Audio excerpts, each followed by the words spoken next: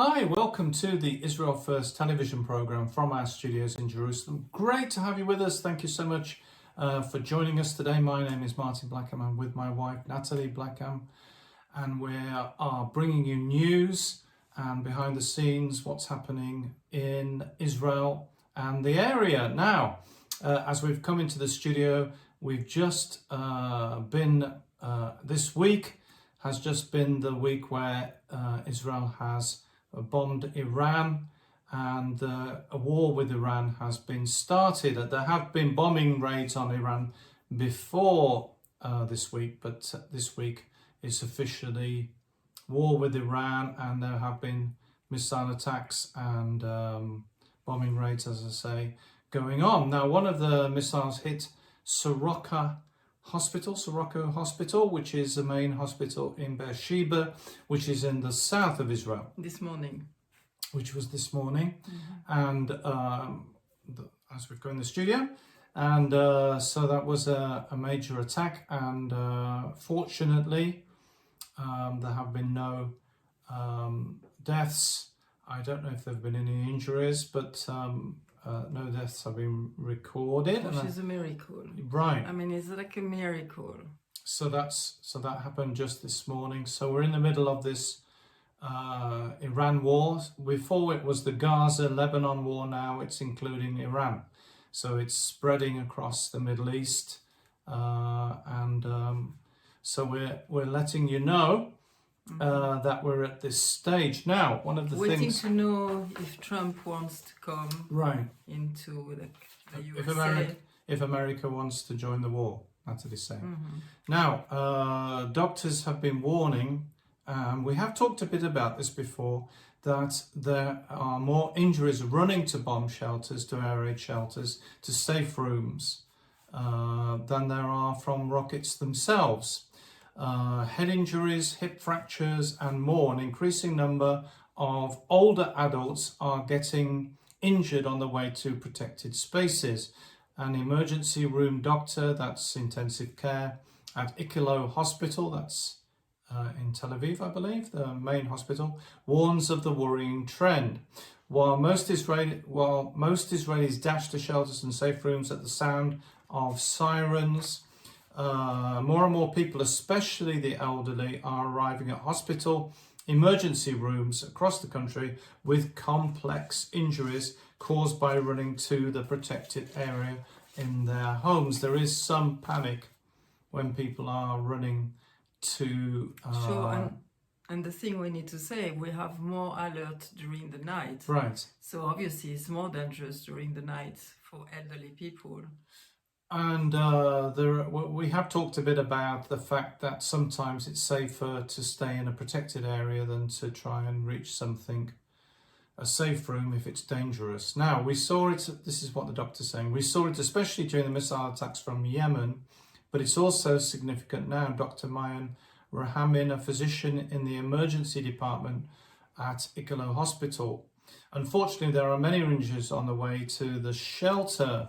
Head injuries among older adults, shoulder injuries, arm injuries, things that people don't usually recover from. So this is elderly people, and this is something obviously serious if they don't recover from that. The data presents are troubling. I can say that in every shift, I see at least 3 to 6 such cases, and that's just at Ichilo Hospital. Mostly these are elderly people with spinal fractures, serious fractures, and there are serious consequences. When it comes to older people, we're talking about people who have already skeletal issues, especially older women. Any fracture that occurs can definitely affect the prognosis, quality of life, and lead to significant physical deterioration, Dr. Rahamin adds.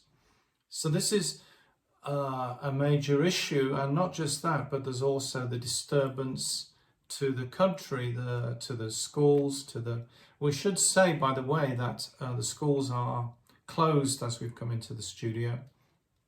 And also a lot of businesses which are not considered essential, and shops which are not considered essential are closed as well. Dr. Rahamin says, if you look at the period since October the 7th, 2023, there have been far more injuries resulting from rushing to the shelter than from rockets themselves, from the actual missile attacks. Dr. Rahamin emphasizes that we're not necessarily talking about 80 to 90-year-olds. I'm talking about people who understand what's going on. Let's say that's 70 or over, and not necessarily very old yet.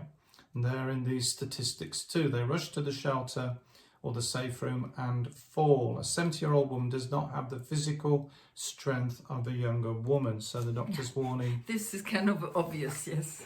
Doctor's warning about rushing to bomb shelters or safe rooms, and it's something that is a serious problem in Israel at the moment with what's going on. The sirens are pretty much sounding pretty regularly. I would say twice a day, Nathalie, I think. More, maybe 2 or 3 times a day. Yeah. And at night time, 3 times, I would say. Right, 2 or 3 times a day. And at night time, it's very disturbing, obviously, for the whole of the nation with their sleep routines. Yes, and usually what you need to know, usually we have a notification on our phone, and then which gives us about quarter to half an hour saying, okay, missiles have been sent from Iran. So it should help the elderly not to panic and to go slowly into the shelter, but obviously it doesn't always work like that. And then you have something from your council, and then if it's... The siren. No, you have something from your council on your phone, and then we have the siren. So we have 3 things happening to help us to take the time, which is okay during the day, but during the night, you can imagine sometimes you have to wait a quarter of an hour or half an hour before something has happened, and sometimes it's not in your area. So you're awake in the middle of the night for nothing, and it's very difficult to go back to sleep. So we have a lot of people are really missing their sleep. And talking about that, Israeli calls to mental health hotlines spike amid the Iranian missile barrages. Israel's health ministry have reported receiving over, and this was a few days ago, this isn't now, 4,700 calls to emotional support hotlines as Israel's health establishment battles a wave of mental health crisis, by the way, which means that people who are suffering, who are sick or waiting a hospital appointment, it's more stress for them with their condition. The ministry also reported hundreds of calls to local mental health institutions and healthcare providers. There's emergency protocols in place at these places, and there are hotlines being set up and command rooms across Israel. In addition, the health ministry has launched expansive emotional support systems through Zoom therapy sessions, immediate psychological evaluations, and a coordinated anxiety protocol carried out free of charge to those present at the sites of missile impacts. So the whole nation is affected by what's happening, but they are particularly it's particularly concerning where the areas where the missiles have hit, for not just the people in the immediate vicinity, but for the people in the area. Well, there is more destruction close to Tel Aviv and the plain than close to Jerusalem. So it depends where you live. And they've sent delegations from the health and welfare ministries to the sites of impacts in Ramat Gan, Bat Yam, and the other areas to assist the people there and to strengthen the support networks in those areas. In addition, the ministry has launched expansive Zoom therapy sessions so that people can have one-to-one therapy sessions with doctors and psychologists. By the way, the Jerusalem Post has said that 81% of Israeli students report stress amid an atmosphere of war. I think that people who are under stress anyway, it's just exacerbating the stress that they already feel. I know. I mean, even us, like one day you were asking me something and you didn't hear, and you have to say it again, and I just bark at you, I would say, And I was like, oh my gosh, why am I, it's like you have to learn to live with that. And so it's like you have to go back into your emuna. This is what we say, like we need faith, and we need to know that God is in the midst of all of that. We see a lot of destruction. I mean, like a lot of apartments and buildings, but in the middle of all of that, we can see the hands of God, because a lot of things, like people, we don't have so many people who have died. And if you look at how many missiles have been sent to us, I mean on us, in the country, and the proportion of accidents and people dying is, you can see the hand of God. I mean, it's like everybody knows that. The funny thing also, yesterday I went to do some shopping, and you can see the old man who've been, isn't it? They've been already through few wars, and you could see them in the cafe, and they were chatting together without having a cigarette, and they were relaxed. I mean, and we don't know how much relaxed they are really deep inside, but a lot also, I think it's very, very important for you to know the families are very strong. So if somebody doesn't have a mamad, which is like a safe room, they will go to somebody in the family who has a safe room. They will live together for a while.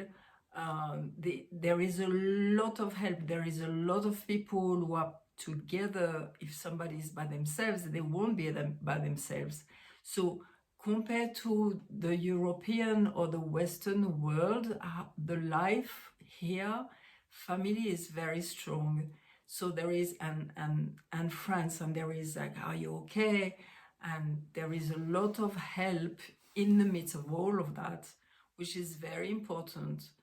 And we had friends who were phoning yesterday, and we're like, no, yes, it is hard, obviously, but the people of Israel are very resilient. It's just amazing to see that. And they get used to wars, I guess, and yeah. And also, I think we'll speak about that after. Is like they know that there is a path of redemption coming, so it's helping also people to be able to know that they have to stand up strong. Yeah, and one of the things that we've talked about on the program over many years is the surveillance issue, the things about identification, ID cards, cameras, etc., etc.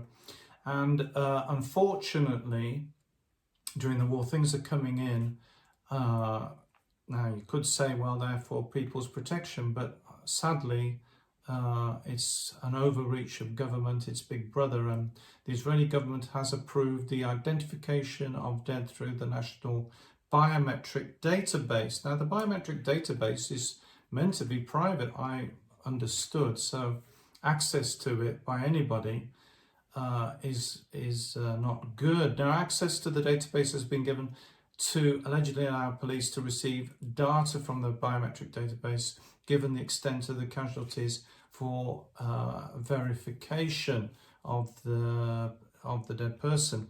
Meanwhile, it's reported that the Israeli government has kept emergency biometric measures in place for more than a year and a half by the Israeli parliament, the Knesset, despite concerns of rights groups.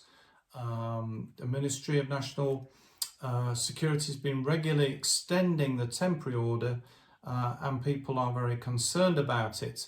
The National Biometric Database holds fingerprints and facial data of approximately 7 million Israelis.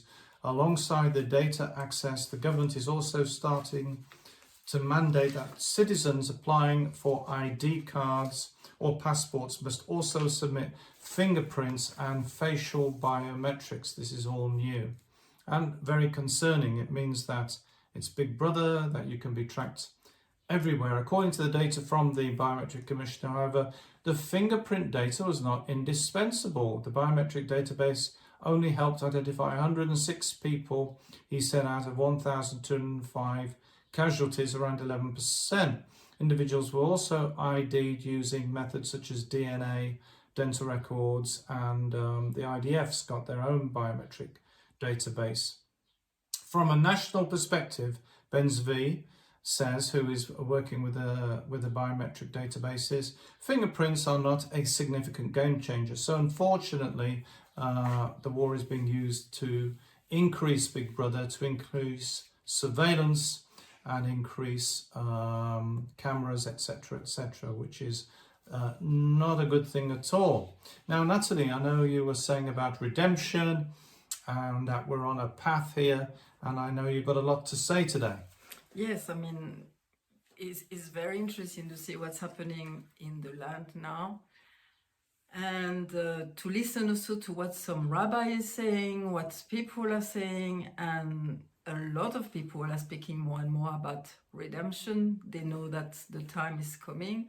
If you look, and we spoke about that already many times, to give you like a big picture, first of all, is like, you know, that there is two calendars. Why in the Gregorian calendar that we know 2025, but there is also the Hebrew calendar, and it's like 5785, okay, right now, and it's done with the creation of the world. And so they know that when we arrive at 6000, we are close to the millennium, which is the time of redemption, where Shalom will come, which is, we can see it with the Shabbat who is coming. And so when you look at the time, 5785 is like middle of the Friday, and middle of Friday is already preparation for Shabbat. We know that Shabbat is coming, which means we know that the millennium is coming. So a lot of people who believe in the Torah, in the Bible, they know for sure and more that the time is coming, that the Mashiach, the Messiah, will come for the Jewish people, and for the Christian, he will come back. Okay, so just to give you the big picture. And when you see what's happening, and again, we need to know really about the Hebrew calendar more and more, because there is dates who are very important, like the Feast of the Lord, for example, who are speaking about also the redemption. We speak about Rosh Hashanah, we put about Sukkot, you know, all of them. And also there is specific time that happen during the Bible. And for example, today I'm going to speak about one who is in the book of Esther. And this is very exciting because this evening is going to be the 23rd of Sivan. So let us see what's happening on the 23rd of Sivan. You know the story of Esther is in Persia. Persia is in Iran. I mean, it's Iran now. It's the name that we give for Persia. The old name of Iran was Persia. And Esther didn't want to be the queen, but the king wanted the queen, and they looked all around the provinces, and Esther has been found to be the favorite, and she became the queen of this king of Persia. And there is a naughty man, he's called Haman, and when I say in a funny way, naughty man, but he was very evil and very wicked, because he really wanted to annihilate the Jews. Why? Because he knew that the Jews were going to bring salvation to the world. They were going to bring this light on the earth. All the story is always that God wants that heaven be on earth. So we are on this path, but we have few hiccups, isn't it? So when you see the 23rd of Sivan was a big change, is when Queen Esther go to see the king, Ahasuerus, and she said, okay, there is now, Haman is dead, but there is still this deadly decree that he said that he wants to annihilate the Jews, and not just annihilate the Jews, he wants to kill them. He wants to kill the young, he wants to kill the ladies, he wants, you know, you could see again exactly what's happening with Iran right now. It's not just a war between men, it's like annihilation of a whole nation. And if you know, on God's plan, the Jews received the Torah, which was the light for the nations. So obviously you can see that it was like Satan in behind the scene who were trying to annihilate God's plan. And funny enough, also if you want to know, Haman was an Agagite, and Agagite was also from Amalek, and Amalek was always the one who wanted to kill. So it's like a really evil force specifically against the Jewish people. So that day, Queen Esther, on the 23rd of Sivan, she goes to see the king, and the king said, no, you can't change anything because it's a king decree. It's been done with the signet of the king, so you can't change it. But if you want, you can do another decree. So Esther and Mordecai went up and was also now in the court of the king, and they've done another decree, and the decree was like that they will defend themselves, which is very interesting because it's like, do you understand? It's like the decree wasn't broken from Haman, but they done another one where they could defend themselves and they could kill their enemies. And so this was on the 23rd of Sivan. They sent all this decree everywhere in the 127 provinces, because Persia at that time was very, very big. And you have to understand that is like, so Sivan is kind of, is around now, is like around June.